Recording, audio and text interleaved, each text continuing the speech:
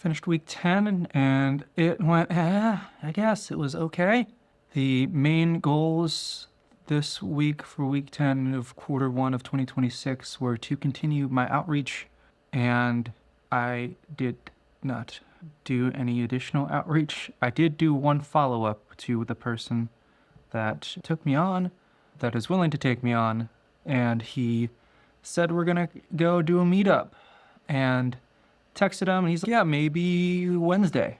And still waiting for confirmation for that meetup, so I don't want to say anything just yet. But we're moving. We're moving. We're shaking. The main things this week, I did practice twice this week. Did not record it. I'm still doing the therapy, and it said don't record every single time to do it. But I should record at least once or twice. That was probably my look back on it. I should have recorded it a few times. The main things I'm learning is a lot of it is based off of feel of the song and energy of the song, as opposed to popularity of the song, the current popularity of the song does play a part of it.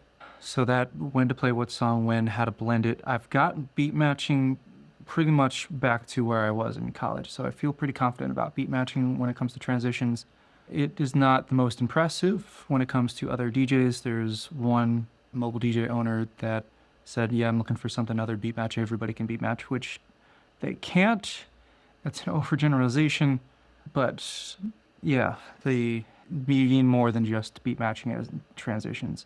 So that is something I need to work on, from going from dance songs to hip hop. Or I have a country list, but I don't want to do country too much. And I have a Latin, which is necessary in Florida. I need to have a Latin set of songs in Florida. So I have a few of those, and I need to practice those transitions going through a full party. The main thing I did this week that took up most of my time was trying to figure out if you heard the concept of a third space.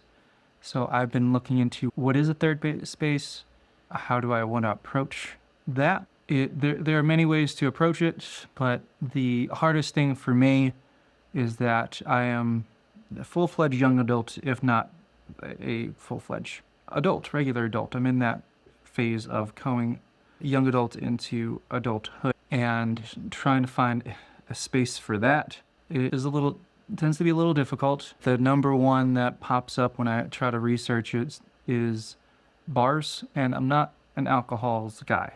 So it is hard and difficult to find one that's the go-to, and it's like, I'm not really much of an alcohol guy. So the second one would be find your hobbies, and my hobbies include DJing and video games, and it is hard to video games at my age when it comes to third spaces. That crowd is not for me, because that is too far of I'm trying to think of a better word, but the first word that comes to my head is nerd culture.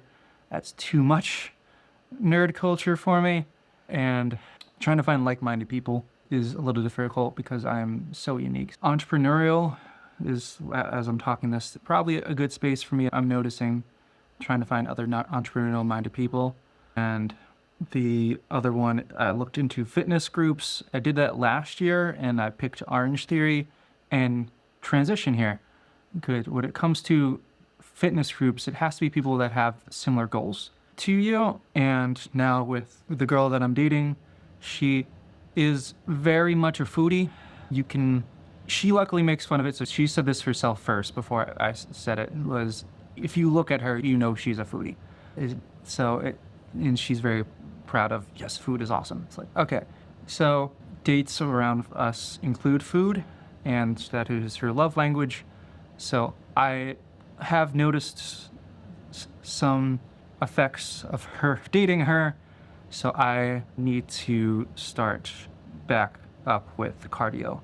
I've put cardio down, mainly focused on the weight training, which I've gotten pretty good. I've found the videos, the follow-along videos I've found pretty good. It helps you turn off the brain. I put on a YouTube video with current events, usually about entrepreneurship and maybe theme parks. I'm in a theme park area. put that on and I do the follow along weight trainings, but abandoned cardio and now dating a foodie, I should probably sign up for a marathon. Thought about it and like hips were the biggest issue, and having high impact sports, which includes running, the hips would hurt. So I got my hips feeling a lot better for not running, but I need to figure out a workout. So that was a part of my week. This week was having a workout that is low impact, but yet the end goal is to run a marathon. And you can run a marathon once, maybe twice a year, at least 6 months in between marathons for best of long-term health. And it was a long thought about that. And it's like, all right, cool.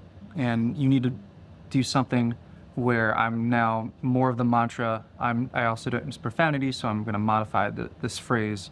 So if it's not an absolute yes, it's an absolute no. Most of that phrase usually has a profanity in it. The girlfriend uses one that I didn't hear before, that profanity. I've heard the profanity before, but I've not heard the phrase used with that. So I don't say it. So I use the term, if it's not an absolute yes, it's an absolute no. When it comes to motivation, so the marathons I'm going to sign up for are ones that are like, this one's awesome. So I looked into the ones that are, this one's awesome.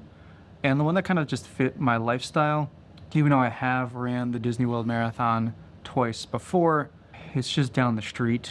It's something that fits my lifestyle where I know it's going to happen in 10 months and I can slowly build up for a 10-month marathon. Long explanations. It's long, a lot of different nuances. It's hard to explain this short, but that is something else I need to work on, is clear and concise of what I'm doing. So this is where I'm at of what I'm trying to do next in life, and knowing that I need to design what I want my middle-aged life to be like. So that's my next big decision, and that can affect me for about 30 years. So that is a little bit anxiety-inducing, where my next big decision of what I'm doing with my life next affecting me for the next 30 years of my life, a little anxiety-inducing. So making sure that I do pick something that I will be happy with. There are many options, but I know a part of my life will include DJing. Part of my life will include fitness of some level. It looks like marathon is a fun or a motivating way, let's say, to do it with if you heard of peak human experiences, running a marathon is a peak human experience. So you get that once every year and a half, or I get that with this plan. So those two, but then the actual money-making aspect of my life and the legacy aspect of my life is the two areas that I am trying to figure out. So creative, fitness, money-making, legacy are what I'm thinking about, and I started making a Excel spreadsheet that I'm not ready to share quite yet on the different aspects of my life that I am considering what I'm doing, and the end goal, that North Star that I want to achieve. And keeping that in mind, the North Star will help me motivated. So having a marathon as my North Star, that will keep me motivated to do marathon training and keep in physical fitness, to keep physically fit. So that's what's motivating. The DJing in each event is a peak experience, be it the Florida proms is a peak experience or proms in general. It doesn't have to just be Florida, but that's my main goal right now because I'm in Florida. But that is a peak experience, having that as the main goal in North Star towards all this training, this practice, this DJ practice. But then living in capitalistic America, I need to figure out a way to make money, to enjoy life and leave a legacy. So those two aspects of life is what I am making sure that I have a balance. And there's that social aspect, which is the girlfriend, third space. So there's 5, and I am formalizing that so I know at least that I know I get the fitness down, the creative part down of DJing, fitness of marathon training, the social part, girlfriend / third space, and then the legacy and money-making venture. So legacy, at the moment, I don't want to manifest this just yet, but having an annual event be a festival. Sounds pretty cool. The media that I'm making this video, but it is a truth, which is you need to make money. That's the 21 Pilots song, Stressed Out. Am I stressed out right now? Potentially. Wake up, you need to make money. So that is a part of life, but I don't want that to consume me, is this money-making venture. It's a part and you need to do it, but having other things as your North Star and the money-making venture, whatever that may be, that would be awesome. It would be great if I made a lot of money DJing or made a lot of money doing marathons, but there is little money in marathons, a decent chunk, but not enough to live off of. First thought, there are ways, but it is difficult, and when it comes to flow theory and mastery, worth it. Trying to figure out a way to make money, a livable wage off of DJing, and livable wage meaning over 60,000, the goal of 80,000 to 100,000 a year is what is considered livable, a happy livable wage in America, the United States of America right now in 2026. So that is the goal, and having that all blend together and those different pillars of life.